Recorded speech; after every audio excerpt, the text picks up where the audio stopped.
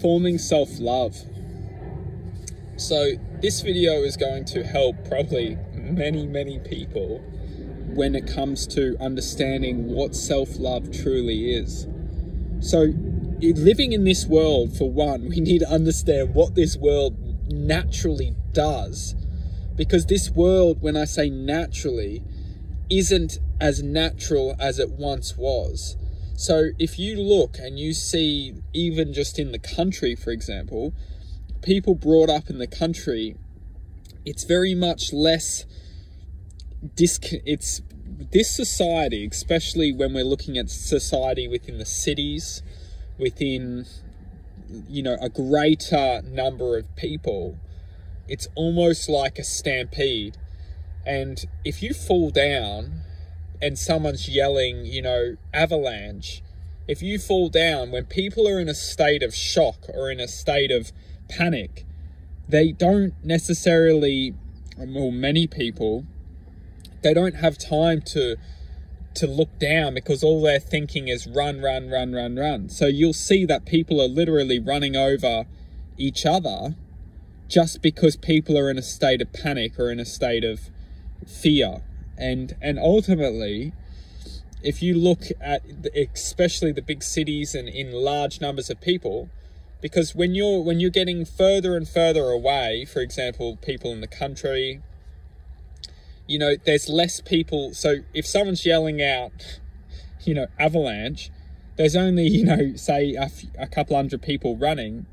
People can look around and say, hang on a second, there's no avalanche. Someone's making things up.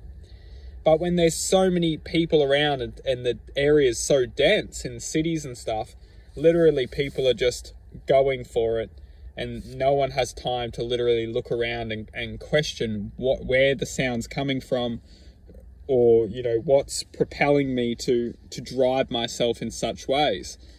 And ultimately, this is a great space to just look at oneself and starting to understand within this present now moment, where is my attention coming from? Who is trying to dictate my attention? For many of us, we lack in having that sense of focus.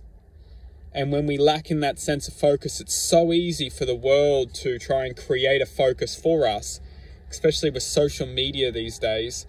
It's very much encouraging us to listen to other people's existence. But what we must understand is that person's existence, where did that come from?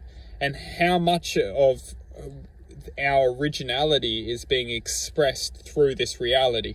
Because this reality is just an imagination. Literally speaking, it's an imagination which we're constructing.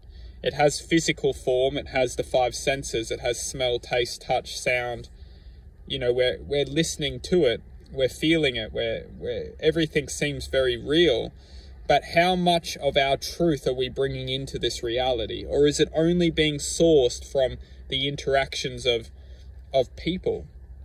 And we're looking at people and then we're taking their existence and trying to make it ours. Because as long as we're doing this, we're lacking our focus. We're lacking our expression, our inner determination. Because truthfully speaking, it's the inner determination which becomes the outer expression of this reality.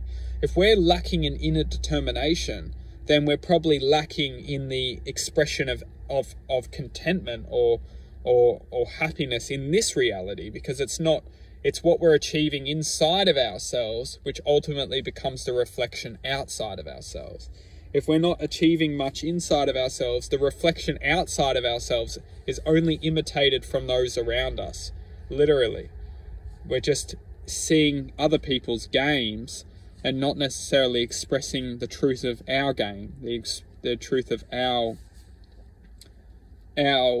what we've come here to do. And even if what we've come here to do is just experience this reality, if we're not inputting data or inputting changes, realistically it's changes. Every change we make will implement a different calculation which we will see. And that's the ultimate truth of this reality, is that everything we input through a change, we will see in a reaction.